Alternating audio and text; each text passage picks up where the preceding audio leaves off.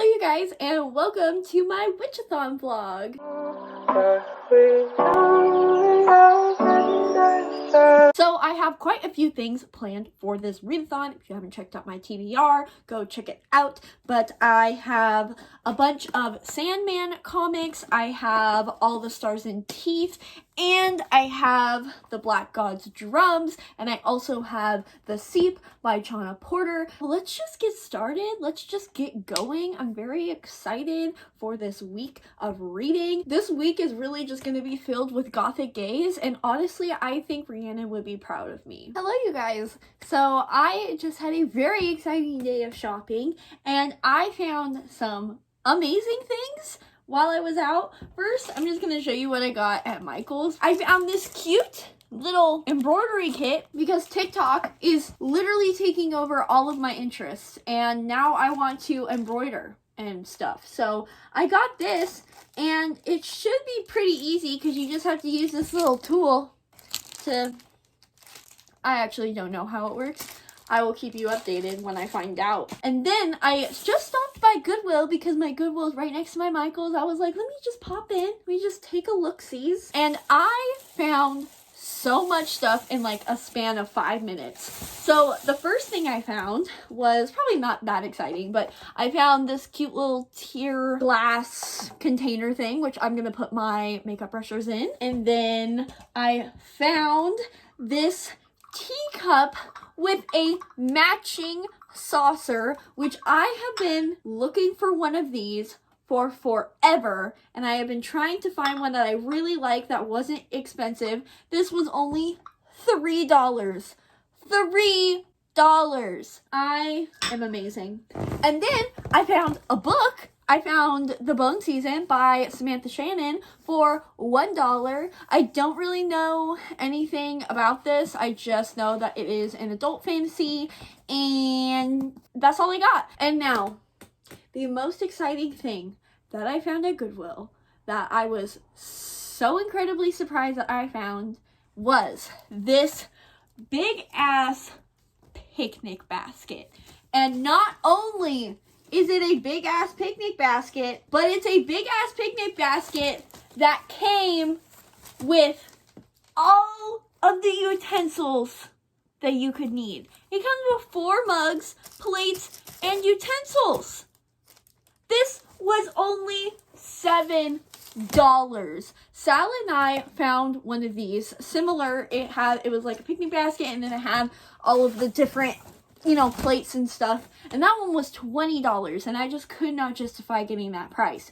But this, it was crazy. And Sal and I were literally going to go on a picnic today, but we were like, no, let's wait until we find a really cute picnic basket. Guess what we're doing tomorrow? Love to see it. And then finally, something I found at Walmart that was also inspired by TikTok is I got these cute little mystery calico critters, and I'm gonna make them out of earrings, and these are the 2 that I got. I got this cute little beaver, and then I got this cute little bear. So they're gonna be my new earrings. Basically, I'm going to just collect all of the calico critters now, because what else do you expect from a 20-year-old bisexual? I don't know, but this is what you got. So that's been my haul. I hope you guys enjoyed that.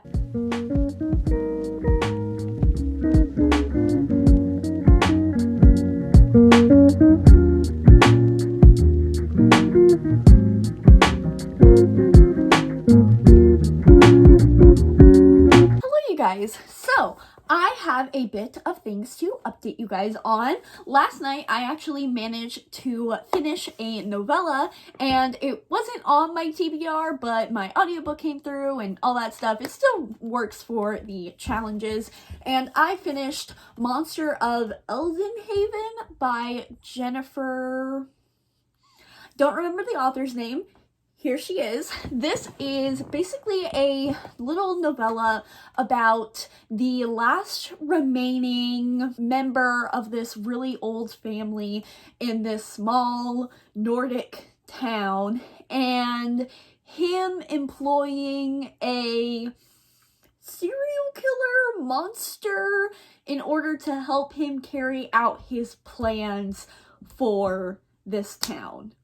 That's all I'm really gonna say because it is a novella. It's only 100 pages. I gave this a 3.5 out of 5 stars.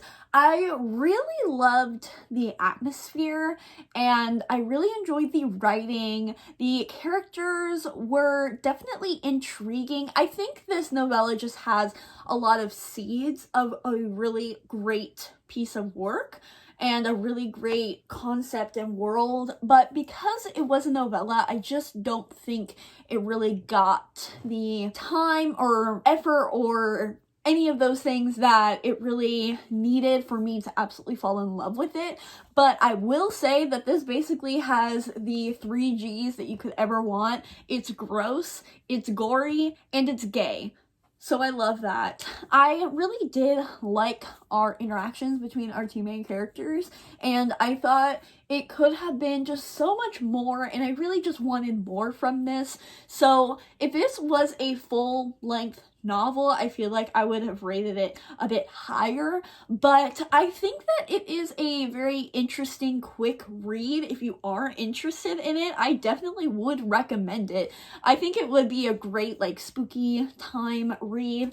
I will say that I do not recommend the audiobook though, because the narrator does such a weird voice for Johann, who is like the monster of Eldenhaven, and it was just not cute. So definitely don't recommend the audiobook, but it was a very interesting read, and so I would recommend it. So yeah.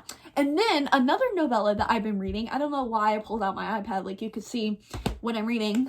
I started The Seep by Chana Porter. This one is on my TBR. I am about halfway through this. This is basically, I would pitch it as We Happy Few, the video game, meets Scythe, because you kind of have this dystopian reality where aliens have invaded the planet, and their method of invasion is basically just to make life completely easy and carefree for everybody. It's a lot like the Thunderhead if you have read Scythe, where all of our problems are basically solved. You don't have any stress or bills or obligations, responsibilities. You can basically do whatever you want and live your life however you want.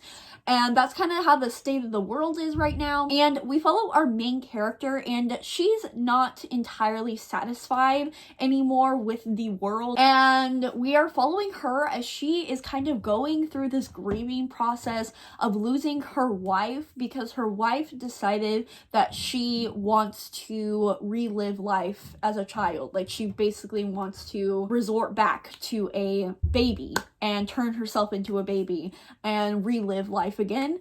And so she is going through this grieving process of losing her wife, and that's pretty much where I am, and probably won't give any more than that because, again, this is another novella, so I don't want to give away too much. And I definitely do like the concept of this. I think this would make a really cool Netflix show, but I mean, this isn't really my thing, but I'm sure you guys aren't surprised by that just hearing the synopsis. I'm not a sci-fi person. I really am not. I don't know how I can drive that in more. And also, it's really sad because we're just reading about this woman going through this grieving process.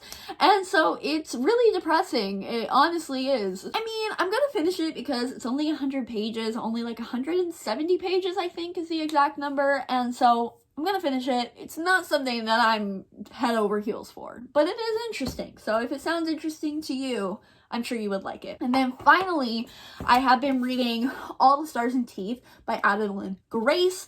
I am about 130 pages into this, and there was this one scene which I am completely in love with.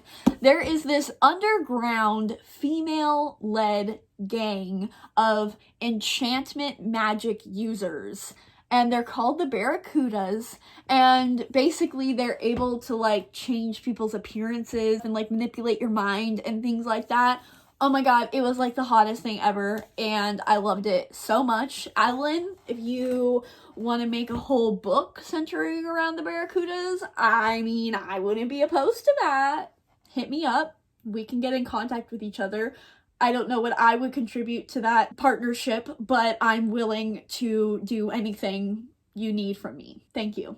So I definitely am liking this. I can't remember what the last time, if I have updated this or what vlog it was. This is the problem with weekly vloggings. They all just mush together. I think that the writing is very debut. Like, you can definitely tell it's a debut. It's a bit generic, but I really, really love the atmosphere. I really love the aesthetics. And if you know anything about me, that's like my favorite thing to read about, especially in a water set fantasy book. I just love all of the aesthetics, and Adeline really, really takes a lot of time to describe clothing and describe mannerisms in order to distinguish each of the 7 islands from each other. If you don't know, this book centers on our main character, Amora, and she is basically on this quest to prove her right as a ruler to her people, and so she has to go on this quest in order to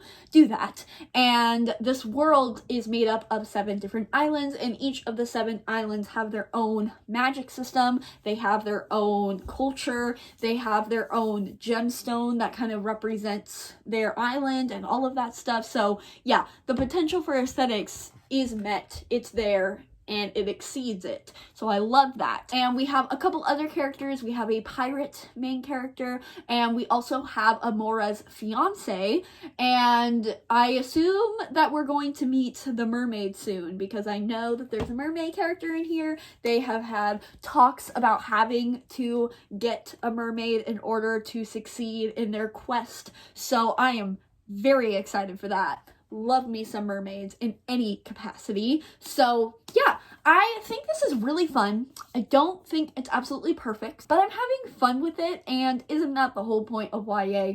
So there you go. Those are all of the updates on everything I have been reading, and yeah, I will check back in when I have something else to say. Hello! So I just got an extremely exciting package.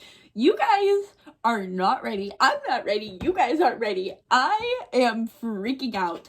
So in one of my last weekly vlogs, I mentioned that I want a giveaway. I want to give Reed's giveaway for Where the Dreams Descend by Janella Angelis, and I am very fortunate with Goodreads giveaways. I have won quite a lot, and I'm not sure how they work. I'm not sure how winners are chosen. I just know that I am very lucky with Goodreads giveaways. Maybe it has something to do with me literally entering a Goodreads giveaway for any book that even slightly intrigues me, but bottom line, I win a lot. Pretty much right after I won Where Dreams Descend, I won this giveaway. And this is one of those giveaways where I would have given my soul to win it. This one and The Invisible Life of Addie LaRue by B.E. Schwab. That one I didn't end up winning, but this made up for it because I saw this book on Twitter. I know I'm hyping this up a lot, but like, this is really special. So I saw this book on Twitter, and as soon as I saw the author, and as soon as I just saw the aesthetics that this author posted about their book, I got immediately excited because this is published by Wednesday Books, same publishers of Where Dreams Descend, and I am just loving their future book deals that they have acquired lately. They are just giving the goth gays everything they want, and they are just serving goth fantasies for everybody, and I live for that. So I am very, very excited to open this, and let's just see. Let's see. I'm so excited. I don't know what to do with myself because this is like crazy that I have this in my hands.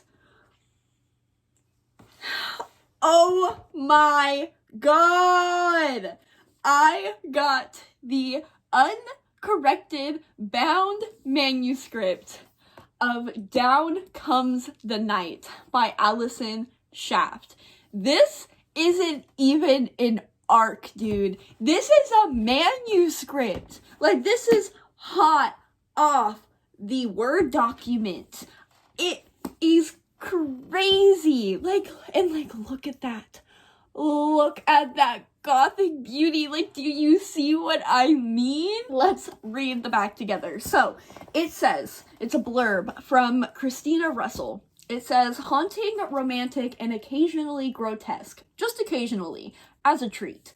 Down Comes the Night is the YA fantasy novel I've been waiting ages for. Part mystery, part gothic romance, and part horror. This is a must-read for fans of Guillermo del Toro's gothic films, the standalone fantasies of Margaret Rogerson, or the dark romance of Emily A. Duncan. I am so excited for this. This comes out winter of 2021. That is so long into the future. Like, honestly, that's part of the dilemma, because usually with ARCs, I will read it and then post a review on review date. But with a manuscript that comes out until winter of 2021, when am I supposed to read this? You guys will have to let me know, because I really want to read this right now. I mean, honestly, I probably will. Like, why not?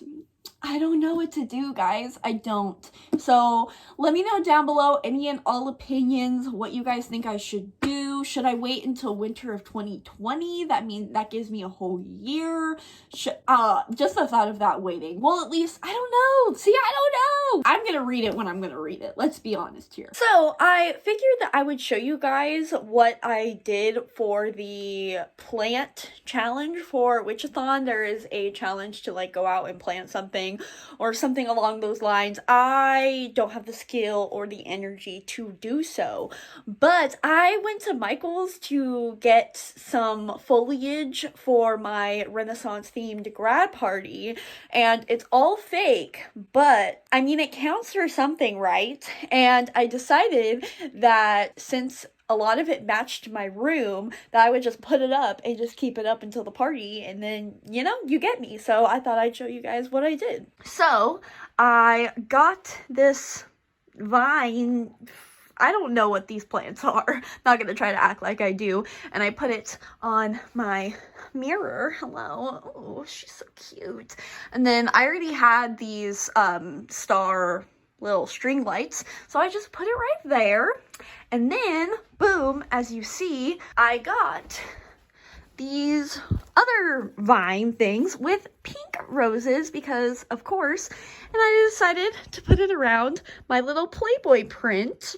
And then, of course, if you haven't ever seen, I do have this fake ivy that I got from IKEA, and I keep that on my bookshelves, and I really, really love this. I think it's so cute, and it makes my bookshelves look so adorable. So there's my plant tour of my room that is all completely real, 100% authentic, not fake at all. So I hope you enjoyed that, and I just needed to document that I indeed completed that challenge. Sorry for the dark lighting, but I need to get my ass into gear and finish The Seep by Chana Porter. So I am going to get in the bath, do some self-care, have my reading in the bath. It's gonna be a good time, and I am not allowing myself to get out of that damn bath until the book is done. Okay, let's go.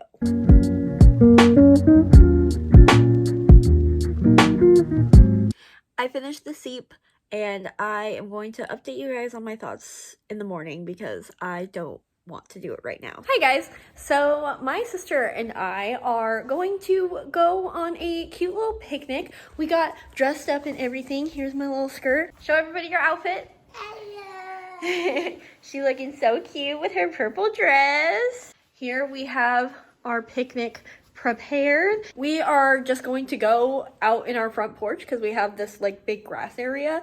So we're still practicing social distancing, but like moving 20 feet from outside of our house. So it's gonna be fun. I brought some little crafts for her to do, and it's just gonna be a cute time.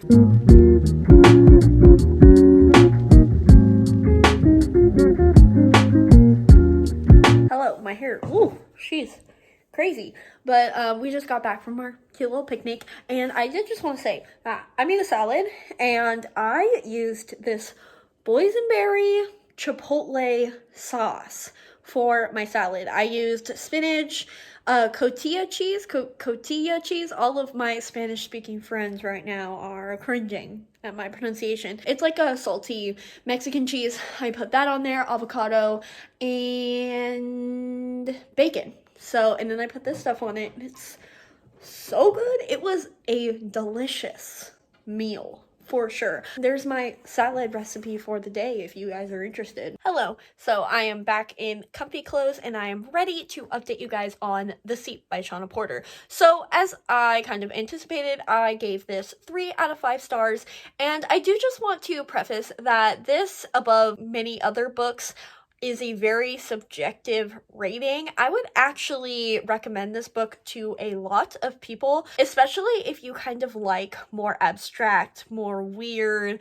unique books, and if you really loved the Scythe trilogy and you kind of like those discussions about death and all of those things. This book handles so many themes, and I would love to read this and analyze it in a classroom setting, because I just feel like you could get so much out of this on so many rereads and just find so much more to talk about. It talks about death and grief and existence and legacy and just so much in this book that is less than 200 pages. So I would absolutely recommend this book, and it is objectively like a really good and unique story. But it's really freaking weird and not the genre for me. So, with that said, I gave it a 3-star. But if we're judging objectively, I would honestly give it a high 4-star. It is very interesting, and yeah, like I said, it has a lot to it. So if this does interest you, I would highly recommend you checking it out. And again, it's really short, so like, why not try it out? So the plan today is to read a lot. I have the audiobook for All the Stars and Teeth because Scribd is now free for 30 days, so get on that. You don't even have to input a credit card, which is my jam. So I am definitely going to finish this today. And then I also want to read and finish The Black God's Drums. So this is really short. I should be able to do so. And then finally, I need to at least read the first volume of Sandman, which again should be fine. I think I can accomplish all of these things because now that I have the audiobook for All the Stars and Teeth, that'll go by super quick. I can just pop that on while I'm reading, and you know, the motivation will be consistent. And then the other 2 things are pretty short, so I think we can accomplish all of these things together, and let's hope I don't clown myself and not have to edit this part out, because y'all know that I have to keep my pride and I never let you guys know my plans if I don't follow through with them. Ha! We love a compulsive liar. So part of Amora's powers and her magic, it requires bones, and her fiance Ferric, he is a healer, and so he can like heal himself and all that stuff. So when she is in need of bones, she deadass just cuts off his fingers and his hands. And I mean, is that a definition of a power couple? I think it could be. Asshole men actually getting called out for being assholes? What a concept. I am such a villain fucker, it's honestly a bit embarrassing. Okay, so I finished All the Stars and Teeth, and I think I am going to give this one a 3.5. It had a lot of pros to it, but also a lot of cons as well. The good, I really loved the aesthetics in here. Loved the setting, loved the concept of the 7 different islands and how they all had their own unique culture and aesthetics and all of that stuff. Loved that so much. I did enjoy Amora as a character. I thought she was very politically driven. I thought she was going to do whatever she needed to do for her country.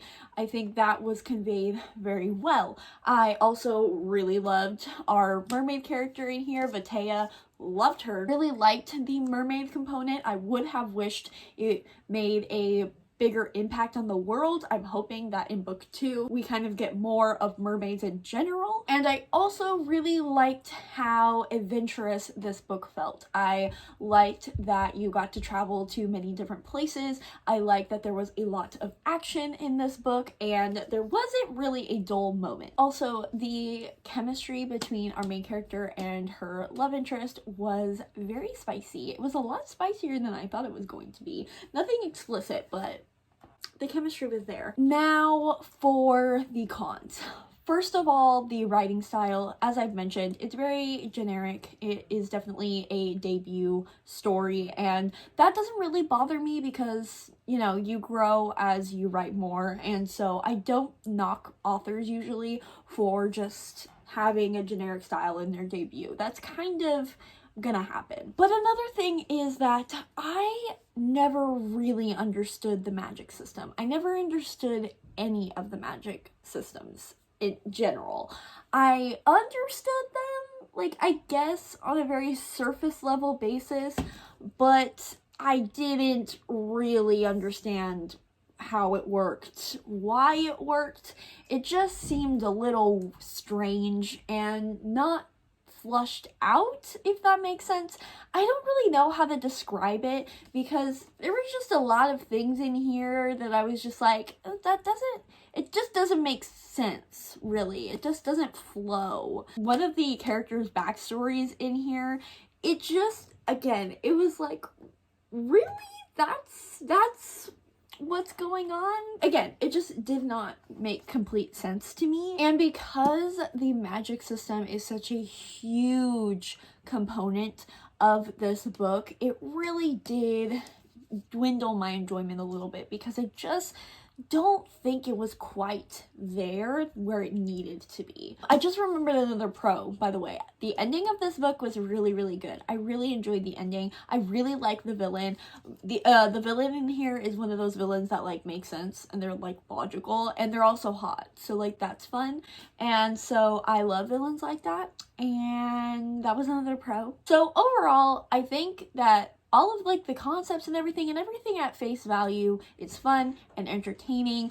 I just think it needed more explanation and needed a bit more fleshed out. So I'm hoping that the second book will be even better. Those are my hopes. Those are my dreams. I will definitely be checking out the second book in this duology, as well as everything that Adeline Grace puts out, because I really adore her as a person, as a writer, and I want to support her in everything that she does. Even if this didn't necessarily become an all-time favorite, I feel like this is going to set her up for being a really fantastic author, and I'm excited to see her growth.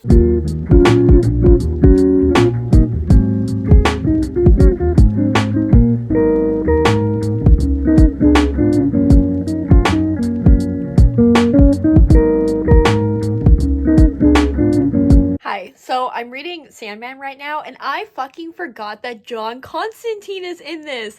Oh my god, what a legend, an icon, truly cannot be beat. If you don't know who John Constantine is, please do some research and educate yourself, because he is such a disastrous mess of a human being, and he's basically like everything that the Supernatural boys wish they were. So there you go. Watch the Keanu Reeves movie. It's fantastic. Not necessarily completely comic accurate, but it's Keanu Reeves, so, like, where are you gonna complain? So Sandman, Morpheus, however you want to call him, he had to go to hell to get his helmet back from a demon that stole it from him, and Lucifer just asks him, and he's like, basically like, what's stopping me from just keeping you here, and what powers do dreams have in hell? And Morpheus just says, what power would hell have if those here in prison were not able to dream of heaven?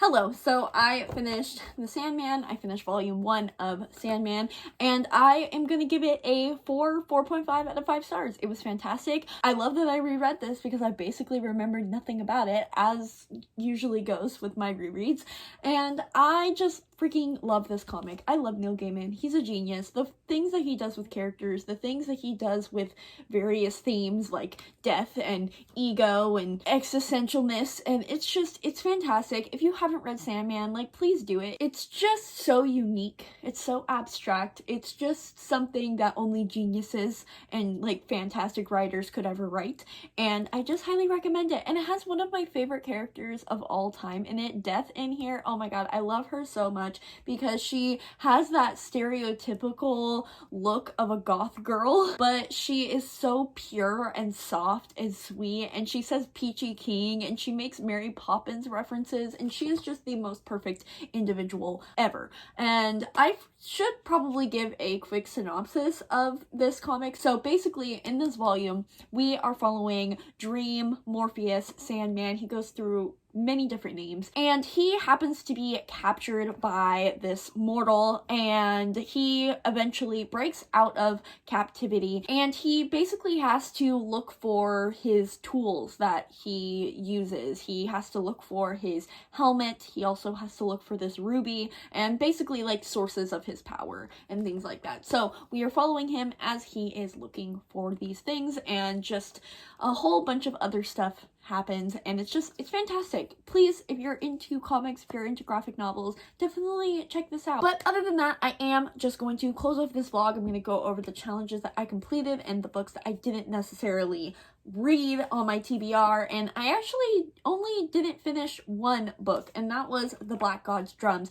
I did not get to this, but I still plan on reading it in the month of March, hopefully, because my library is closed, so I have all of my library books until like April 20th, so that's fun. And so I definitely will be getting to this, just not necessarily during this readathon. Technically, I didn't finish Trail of Lightning by Rebecca Roanhorse, but this was like a tentative TBR because I put it in like last minute, so I didn't push myself too hard to finish this book. Everything else I finished from my TBR. So I finished All the Stars and Teeth by Adeline Grace, which I gave 3.5 out of 5 stars. This covered the water challenge, so got that one. And then I finished The Seep by Chana Porter. This covered the trans non-binary main character challenge, as well as the Novella challenge. And then I also finished The Monster of Elendhaven, which I'm counting for the Novella challenge, and I think that's pretty much all of the challenges. I didn't do the survival in nature because I just didn't have a book